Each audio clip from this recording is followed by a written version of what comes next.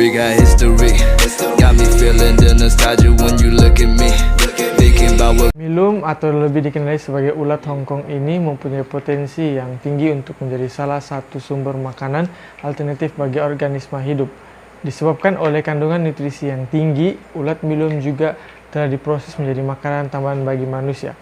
Seperti yang dikatakan oleh National Academy of Agricultural Science and World Wide Co., Korea Selatan sedang mengembangkan potensi serangga melalui produk makanan yang dibuat daripada ulat milum. Menurut Yoon Young, ulat milum ini berpotensi untuk menggantikan daging seperti lembu dan juga ayam sebagai sumber protein menjelang 2050. Ulat milum mengandungi bahan antinutrisi yaitu kitin yang boleh diproses dan kesudahannya adalah probiotik yang boleh membantu dalam pembesaran ikan.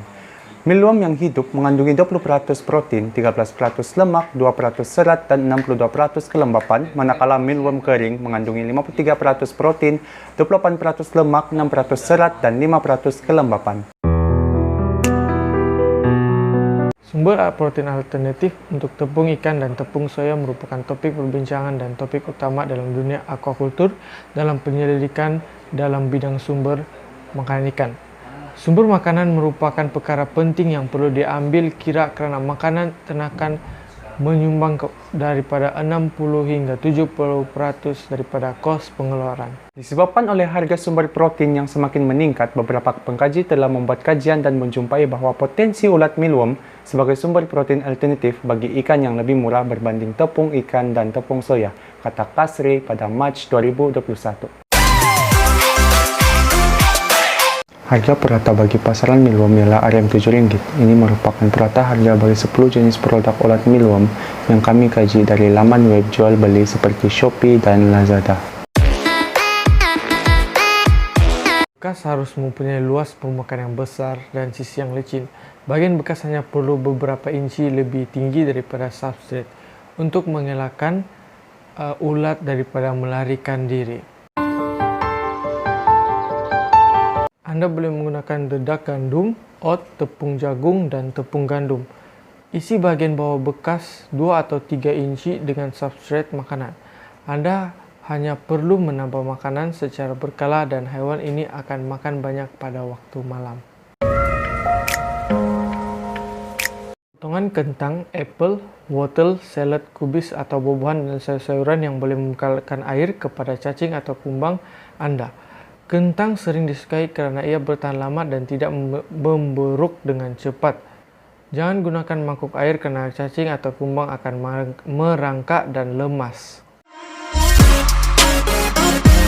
Suhu yang sesuai untuk menternak koloni adalah sekitar 23 hingga 24 derajat Celcius, itu bersama dengan 75 Fahrenheit.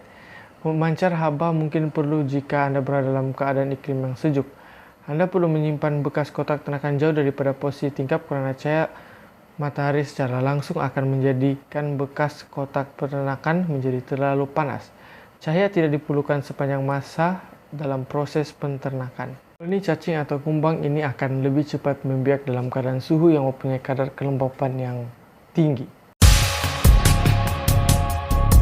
Terdapat beberapa bentuk pemberian ulat milum kepada ternakan. Contohnya, ulat ini boleh diberikan secara terus atau boleh dikeringkan dengan menjemurnya di matahari yang terik atau memasaknya di dalam oven.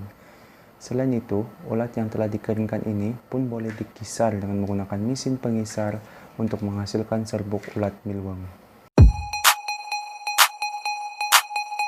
Oke, seterusnya kita beralih ke penutup. Ulat milum sebagai bahan makanan alternatif sumber protein menjadi pertimbangan kerajaan dalam menggantikan tepung ikan dan tepung soya dan membolehkan kerajaan untuk bekerja sama dengan peternak.